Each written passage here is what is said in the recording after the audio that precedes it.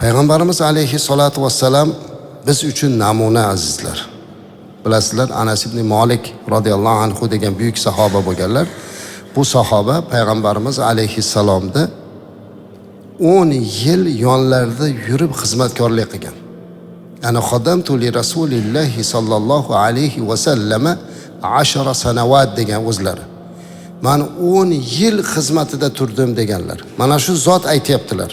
Payg'ambarimiz alayhissalatu vassalam ham Sofiya onamizga uylanganlarda to'y qilgan deydilar. Butun olamlarga rahmat bo'lib kelgan suyukli Habibimizning to'yini sizlarga aytib beraymi? Aytayaptilar. Aqama an-nabiy sallallohu alayhi va sallam bayna Xaybar va Madina 3 layalin. Rasululloh sallallohu alayhi vasallam Xaybar va Madinani orasida 3 kun turdilar va shu yerda to'y qildilar, Sofiya onamizga uylandilar. Fada'awtul muslimina ila walimatihi.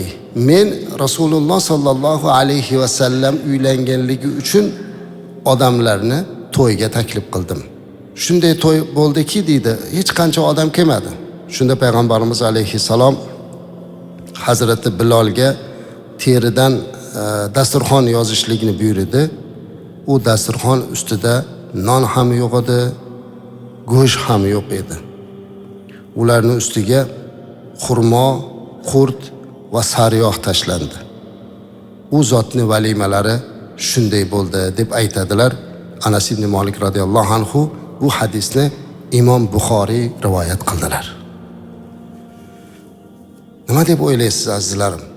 Payg'ambarimiz alayhissalatu vassalam agar dabdabali to'y qilmoqchi bo'lsa, qila olmasmidilar?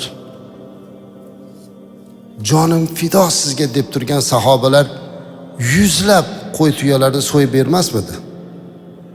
Lekin Rasulimiz alayhissalatu vassalam to'ydan ko'zlangan maqsad nikohni e'lon qilinishimi, ozgina valima qilishlikmi? Mana shuni qildilar. Bundan ortiq narsani qilmadilar.